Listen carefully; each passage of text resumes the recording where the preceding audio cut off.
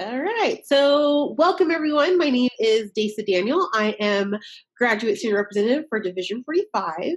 And today I have the amazing pleasure of talking to Dr. Cynthia de la Fuentes, who I've known for 3 years almost now, in her role on the Division 45 board.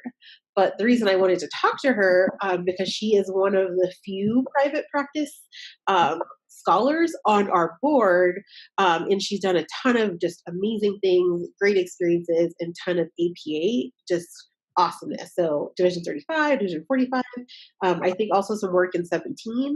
And so you have really just had a well-rounded career for still being in private practice. I think that students tend to think you can only do all of these leadership roles or all of this advocacy if you're at a college campus, and that's just not true. So thank you, Dr. De La Fuentes, for joining us.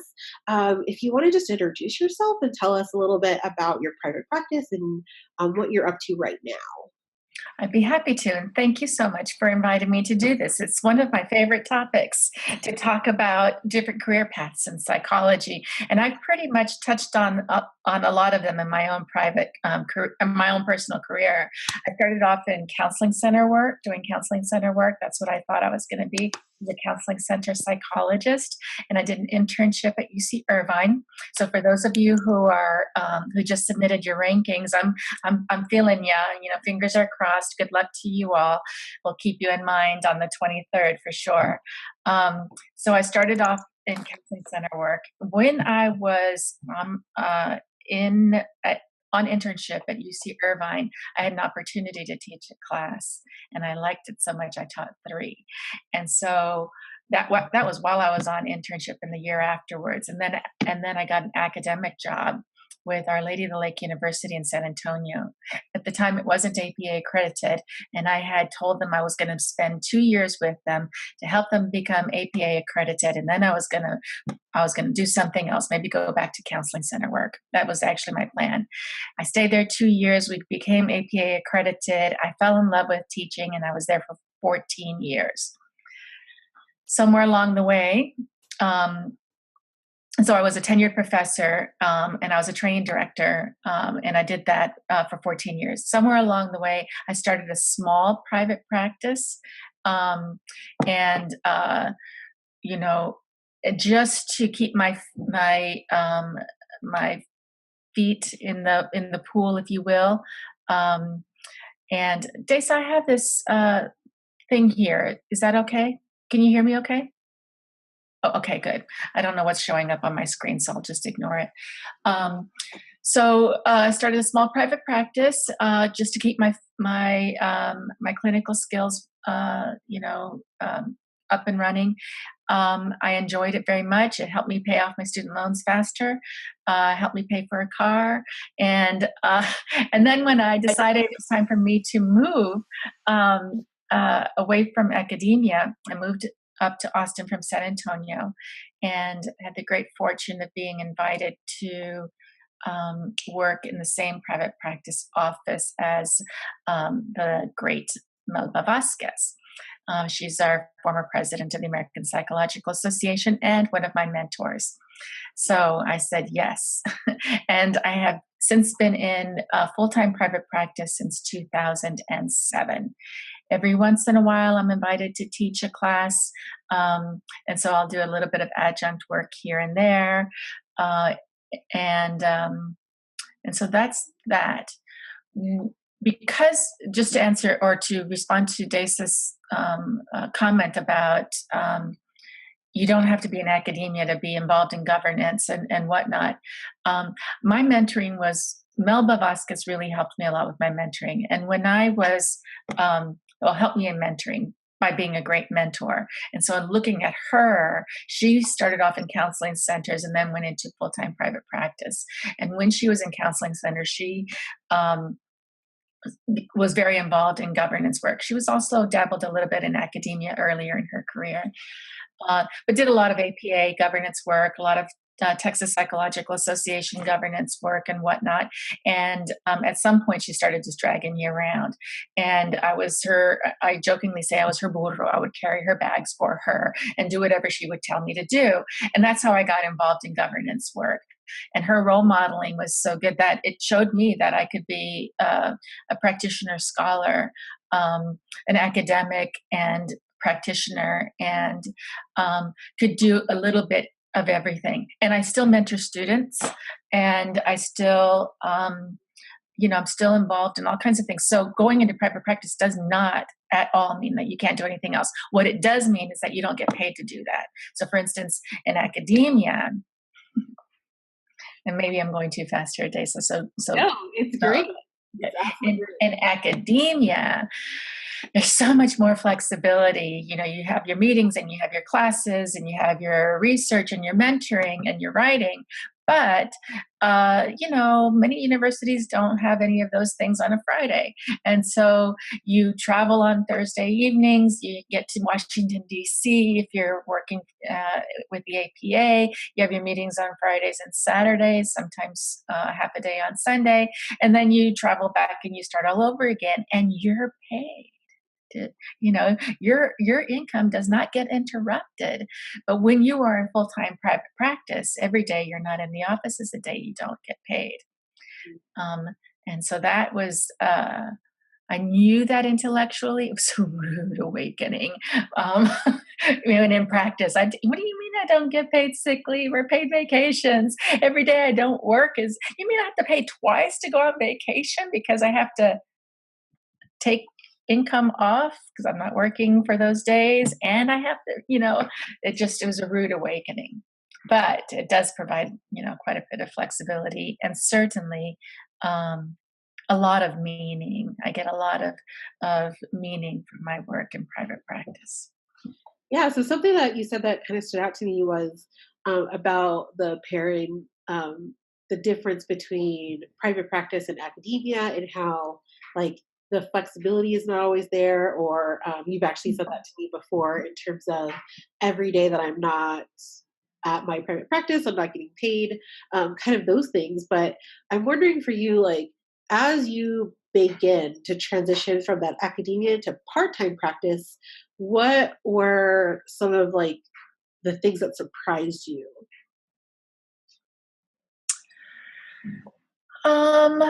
I don't know that I was surprised, because I am probably like a lot of people who are listening, do a lot of research. And so I did a lot of research. I interviewed people.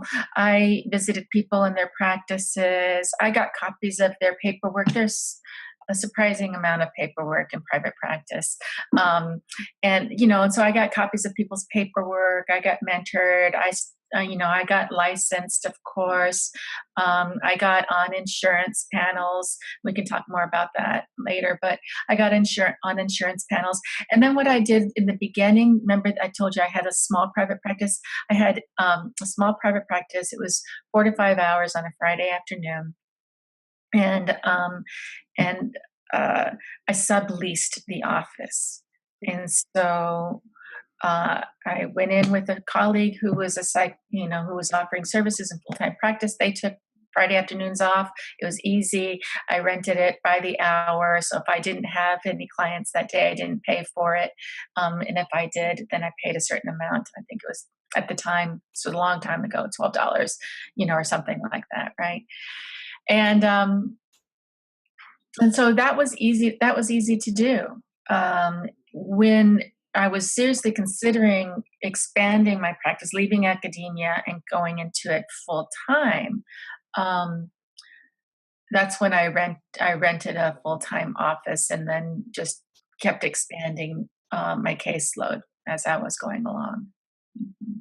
Okay, so it wasn't almost like an overnight shift. It was kind of like a gradual shift into full time for you. Yeah, probably there's one thing that did surprise me, because nobody told me to pay quarterly taxes. Oh, I know. People warned me and said 1/3 of all your income is going to go to taxes. They warned me about that. And so I'm like, okay, I've got a little bit of money. I'll save it. I'll put it aside. And then nobody told me that people paid quarterly taxes. I didn't even know what that was. What are you talking about? It's not just that one time a year. And so you can do it one time a year, but you're going to get a little penalty. But nobody told me to do that. And I didn't have a CPA until just a few years ago. And the CPA said, Cynthia, you're losing $250 each time because of the penalty, the fee. And I said, I could go out to a super nice restaurant with $250. I can get my nails done for a year or more. How many massages can I have for $250? And so it was like, that's important. That's important stuff to know. Yeah. Nobody told me about that. Also, nobody told me about getting an EIN. Sometimes they call it a TIN, but it's an employer identification number. And so the people who mentored me before, that's an employee identification number from the IRS. The people who had mentored me before were such a generation that they would just put their social security numbers on everything, on their billing statements. Wow. And now in the day, I know. And, and now in this day and age with identity theft being, all too common, I really recommend that therapists get an EIN from the IRS. And you can do it in 5 minutes. It's not a problem. You can do it now. You don't need to do it then. Just hang on to it. So, can you tell us a little bit more about what a CNA is for those of us who don't really understand that? What is? A CNA? Is that what you said? It sounds like you got an accountant. A CPA. CPA. Okay. A CPA, a certified public accountant. Yes, ma'am. So, because most of the people that I talked with, when I was researching going into private practice, did their own billing, and they did their own taxes. I thought, okay, they told me how to go about it. They showed me, how to do it, and how to keep a spreadsheet for the budgets and how to keep it for tax purposes. I did it all by myself until 2012, 13, 14, 2014, or 15, 2000, one of those years, 2014 or 15. And, it was a chore. I mean, I did it, but it was a chore. And then what happened was that I was the unfortunate recipient of a random compliance research audit from the IRS. It's not because I did anything wrong, but they wanted to know what psychologists do, in private practice. Those people who take insurance, those people who take cash, those people who do sliding fee, those people who do pro bono work, and they wanted to know how we do our books and how and what some of the vulnerabilities are that we might have. And one of my vulnerabilities was that I was not a CPA, and I didn't know that I could take all the deductions that I qualified for, and I didn't know that I wasn't supposed to take all of an expense off as a deduction. Like I bought office furniture, and it was supposed to be amortized over the years. I didn't know the difference between business travel and some other travel, and so I was allowed to take off all of my meal expenses, for example, and my travel expense when I'm traveling for business, but I'm not allowed to do that when I go out to eat with a colleague and we talk about business, those kinds of things. And so I now have a CPA and they help me a lot, and they've saved me a lot of money, and I'm so grateful. And I also got a bookkeeper during that time too. Okay, so it could just be that you already have found people to do that, but would you recommend like doing the research or in someone in your city to fulfill those roles, or now in like the millennial age, there's a ton of online platforms that do that as well. What, like, just for you, what do you think is working best for you? So I have QuickBooks, and I have tied it to my business account, and and that is super duper helpful. And I also have my bookkeeper is a virtual bookkeeper. So she does, I don't even know where she lives. I think she lives here in town in Austin, I'm pretty sure. But she does my reconciliations for me because I'm not even sure I know what that means. And she communicates with my CPAs who are also virtual. And so they hardly ever need to know me or meet me. And if they do, I can mail them stuff or I can just drive it down to them, like receipts that weren't already in QuickBooks. Like when I travel for certain things, I might not use my card, my business account card. So they are my virtual staff in a way. And I talk to them several times a year. The bookkeeper will send me a bill once a year, and so I know, or once a month, and so I know she's on the job. And so that's helpful. In terms of my recommendations, it depends on what people's skill set is.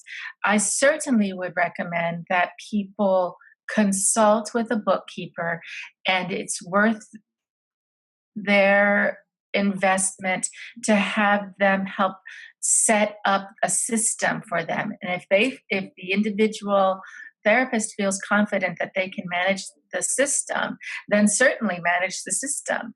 But for my purposes, my bookkeeper charges less per month than it would be for me to give up those hours of working per month.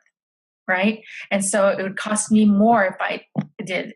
I just didn't know that because I followed what other people had done. Right?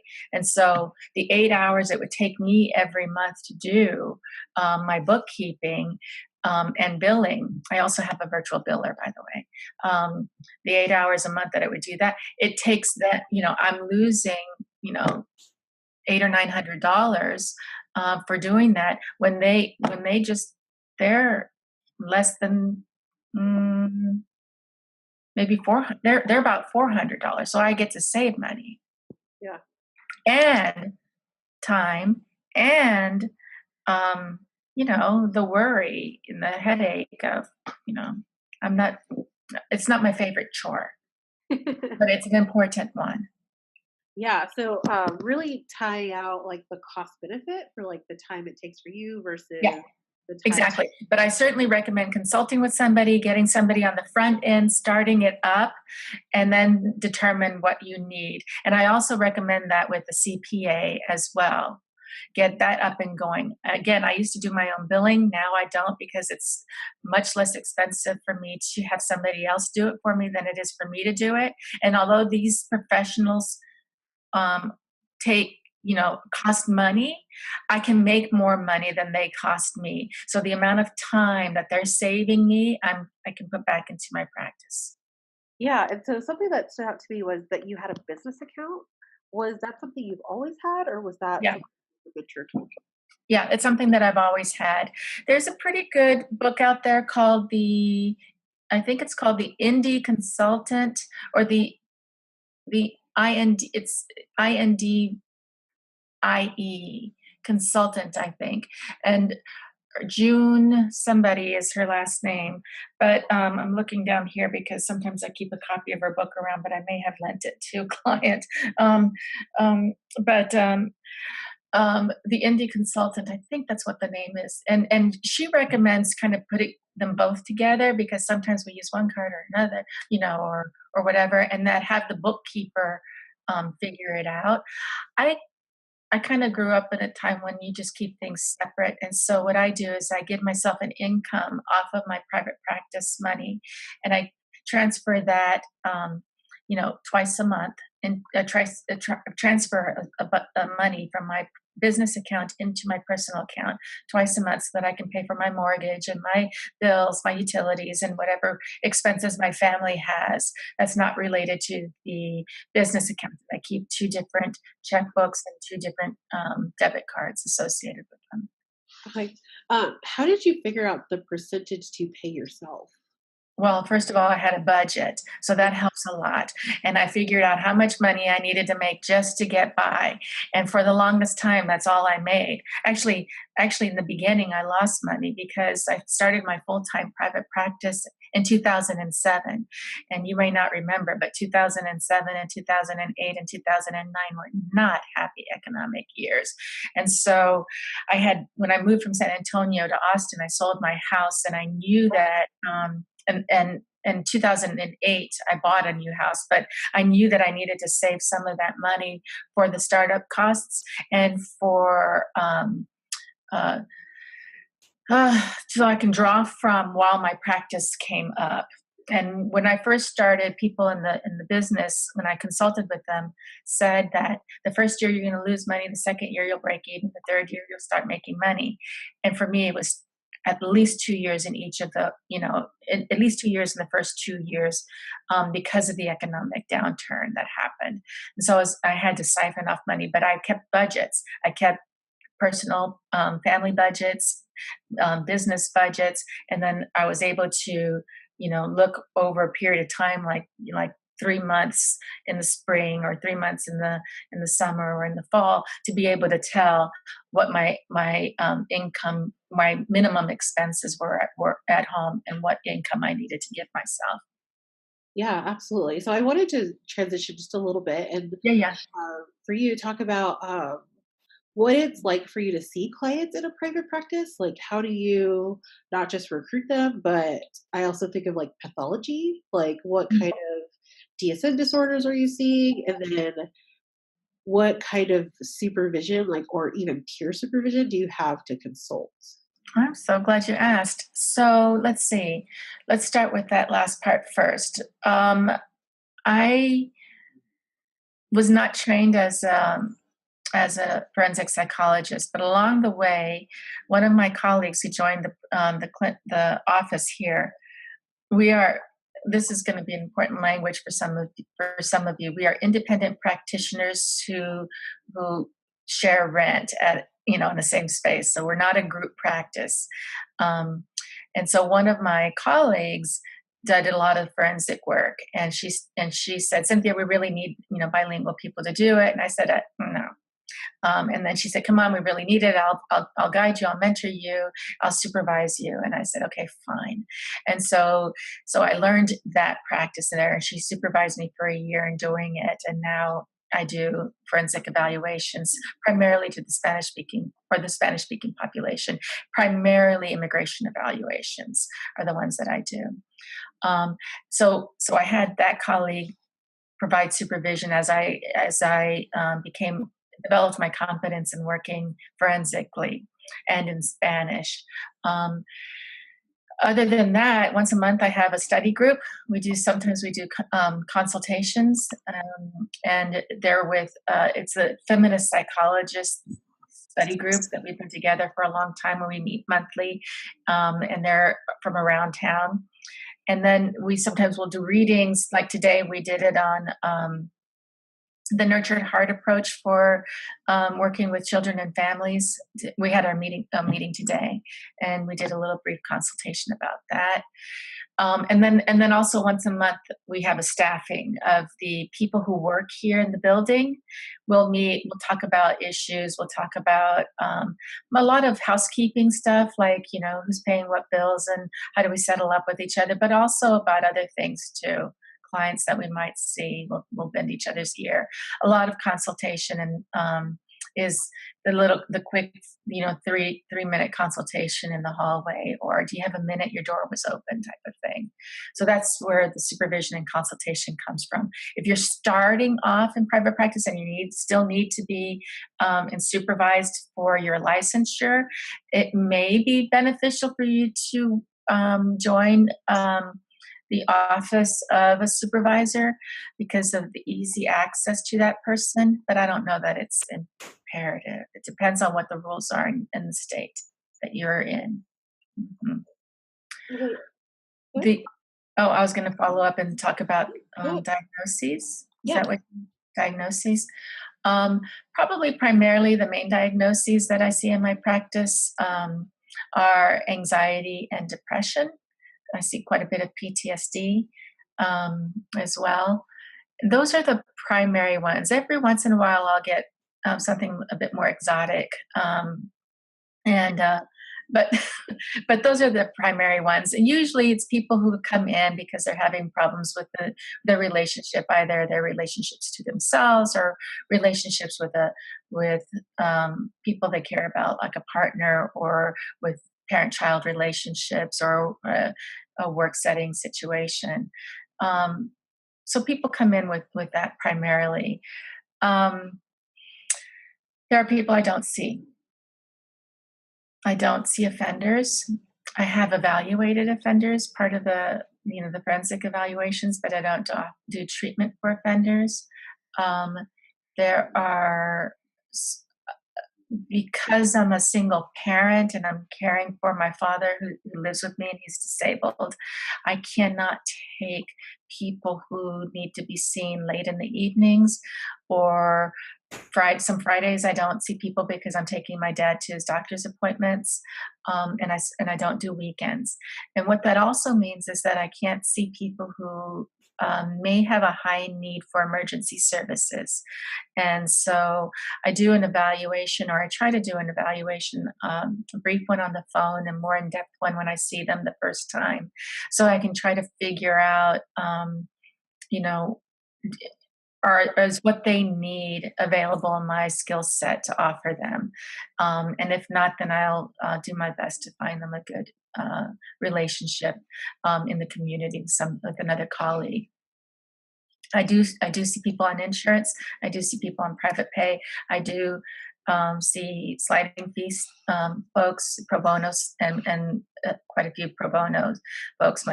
My CPAs say that I'm probably losing between $30,000 and $40,000 because of all the sliding fee and pro bono work that I do.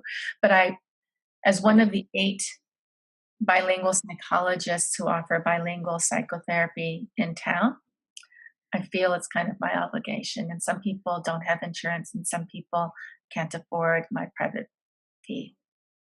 Yeah, So absolutely. So you mentioned the people you don't see, which I think is also important, because you said it really depends on if you can offer them services based on your skill set. Um, right. and so I'm wondering if you have a referral process, or how would you refer those clients to other opportunities? Yeah. So what I do is sometimes we can take care of this in the phone call or even an email exchange. I I usually have, right now I'm looking at my waiting list. I have 1, 2, 3, 4, 5, 6, 7, 8 people on my waiting list right now. And what I'll do is I'll say to people, right now I have a waiting list. It might be 2 to 3 months before I can get through it. I might have an opportunity here or there, an hour that comes up because somebody cancels, or somebody's on vacation, or but I might not have anything regular for another, several weeks or a couple of months or so. I had to do that very recently because of the holiday. And and so then I'll say, if you want to see somebody sooner than later, please let me know. And let me also know if you need to be using insurance and what insurance you have. And I will try to make a good match for you. And sometimes people say, yeah, I really want to get in. I've been waiting a long time. I think it's time for me. So, thank you so much for offering to hook me up, and I need to use Blue Cross or United, or on private pay. And so I have I've downloaded the provider lists. Every year I'll download the provider lists from the various insurance companies that are most common around here, like Blue Cross, Aetna, United, blah, blah, blah. And I highlight the folks that I know whose reputations are good, who I know personally, who are solid clinicians, and then I'll forward that list to them and tell them that's these are the folks that I recommend. Sometimes people say I need a bilingual person, or I need a male, and then I'll pay more attention. But that's how I usually do the referral.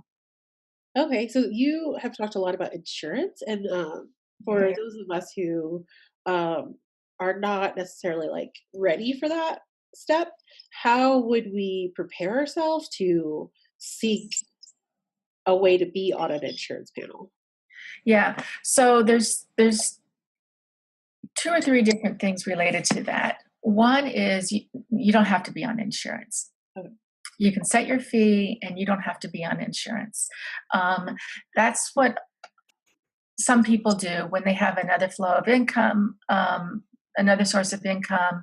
Maybe they might have a spouse or partner, or they're teaching, and this is just a small gig. When I was teaching and a full-time professor, and I had my 4 or 5 clients on Fridays, I didn't take insurance. Okay, because it can be onerous. Let me repeat that. It can be onerous. And I think it can be because I think it's set up that way. I frankly think that the insurance company likes to hold on to the premiums as long as possible, right? And I think that they try to make it a little bit more difficult. It's much more easier for providers now that since we are still for now under the Affordable Care Act and we have mental health parity, it used to be such a chore. We would be only allowed to see people for 4 sessions or 8 sessions, and then we had to reapply and get them reauthorized, and then they'd review, and then they'd tell us, are you using these treatment strategies, and blah, blah, blah, and we're like, oh my God. So one thing is you don't have to do it. The other thing is that there are a lot of more people who don't do it, but then they'll slide. And so for some people who can afford, I charge $150. And some people can afford that every week, every other week, once a month, whatever. And some people will just pay that. And then other people can afford maybe $120 or $80, right? And so a lot of providers will do private pay, and then they'll just slide around as needed, right?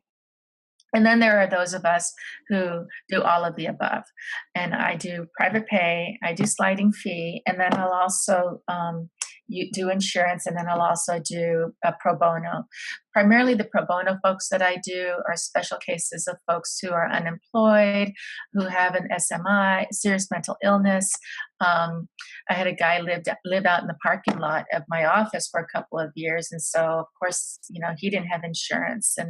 And he would just say, if you get a cancellation, knock on my window. If you see my car, knock on my window, type of thing. And I'll say, sure thing. And I saw him for a couple of years pro bono. But the insurance process, there are people who out there, billing professionals and insurance professionals, who people hire to get them credentialed. Or you can do it on your own. And there's an application process. And the likelihood is that they'll say no because we have so many people on there. And the likelihood is that they'll say no if you're a doctoral level licensed provider because you're more expensive than their master's level providers. And so they'll say no, or they'll say, okay, but we will only reimburse you $50. But if you're charging $50 feels like an insult because $30 of that is because of the client's copay, right? And so then the insurance is only going to cut you a check for $20. And you're like, what?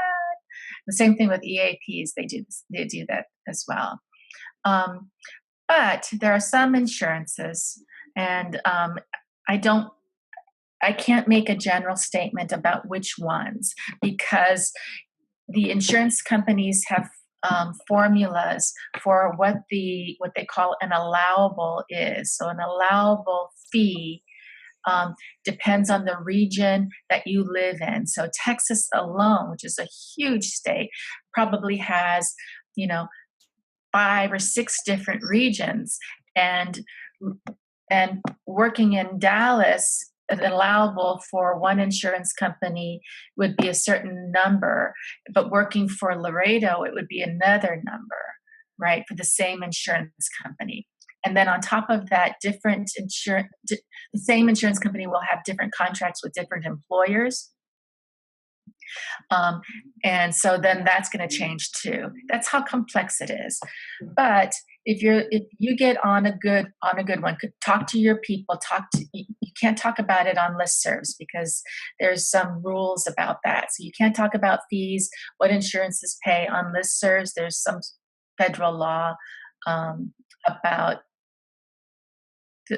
trade practices that for some reason or another they're protecting them and not the consumer, but or the providers.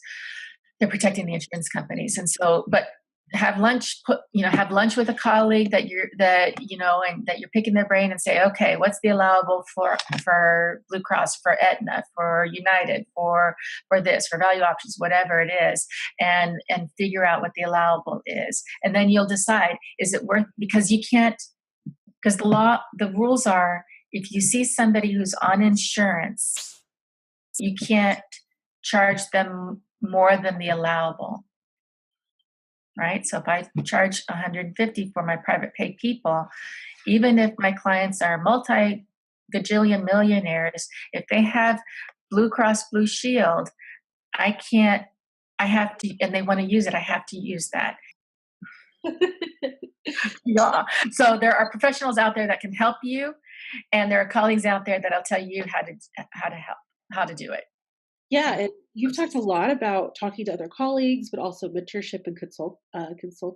Are getting like a consultant to look at things that you're doing in your private practice.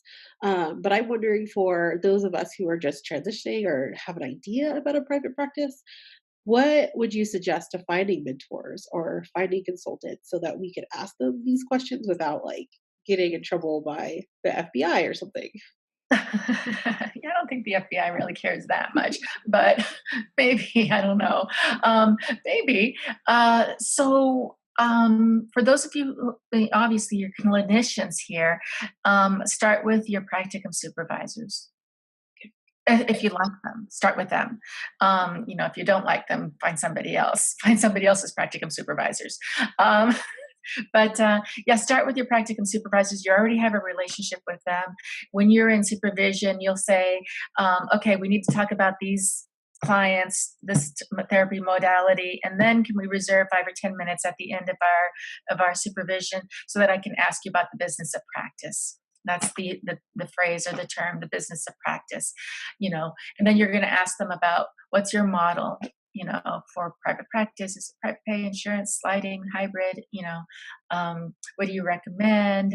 How do you recommend I start, kind of thing. Do you have a budget? How did you set one up? What are the things on the budget? There are things that I never thought I had to keep receipts for or think about, but there are budgets, and people will help. I think I found that people want to help. Yeah. Mm-hmm. So I'm going to open it up to one more thing. Excuse me. One more thing.